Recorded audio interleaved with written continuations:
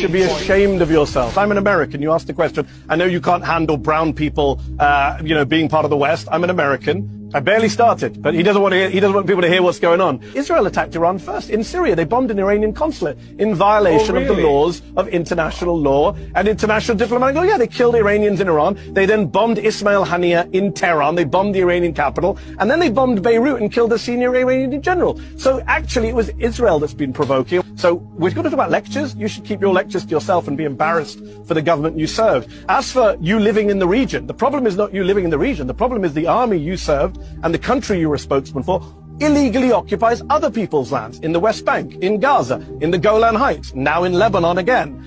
You are the country that is illegally occupying other people's lands. It's not about you living in your homes, it's about you taking other people's homes. It's about Israel now aiming to annex Gaza, according to Haaretz this week, that Netanyahu no longer has any interest in saving the hostages, as he never did, and is eyeing annexation of Gaza, to quote the Israeli newspaper Haaretz. I'm not sure how Jonathan still comes on these shows and defends that kind of barbarism and open war crimes. I'm not sure how Jonathan sleeps at night watching people burned to death thanks to the military that he served and is now being investigated both at the International Court of Justice and the International Criminal Court. That is what you stand for. You serve the IDF, the Israeli military, which, as I say, is being investigated at the ICJ and the ICC. You serve a military that has been credibly accused by the United Nations just last week, by Israeli media, which showed videos of mass rape of Palestinian detainees. The New York Times this week reported that your military sent children, Palestinian children, as human shields into booby-trapped tunnels and buildings.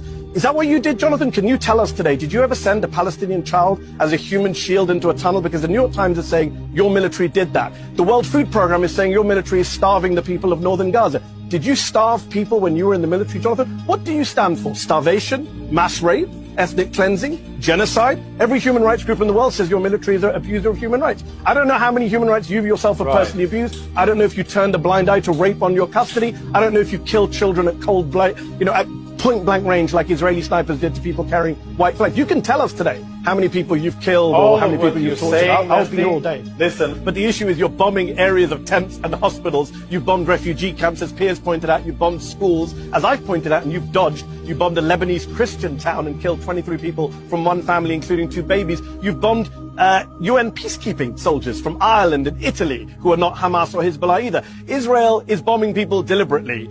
We don't need your word for that. We've seen hundreds of TikToks, including my company, Zateo, that you happily mentioned earlier, put out an entire documentary interviewing Israeli soldiers and showing the TikTok of them bragging about their violence inside of Gaza and now Lebanon. You talk about low-hanging fruit. Let's just be clear here on the facts, since people are not going to get the facts, because as you've read my book, you know there's a tactic called gish galloping, which is what you just did, which is to talk over all the facts without engaging with them. Here are the facts that people can go look up for themselves. Human Rights Watch, Amnesty International, the UN Human Rights Office, UNICEF, UNHCR, Save the Children, World Food Programme, WHO, Doctors Without Borders, I can keep going, Refugees International, International Rescue, they all, Care International, Christian Aid, Physicians for Human Rights, they all say the Israeli military is to blame for the casualties, for the killing of innocent people, for not giving warnings, for bombing civilian targets, and for starving the people of northern Gaza. Right now, Save the Children say that northern Gaza looks like the depths of hell. The World Food Programme says no food has been allowed in by your government and your military since the start of October.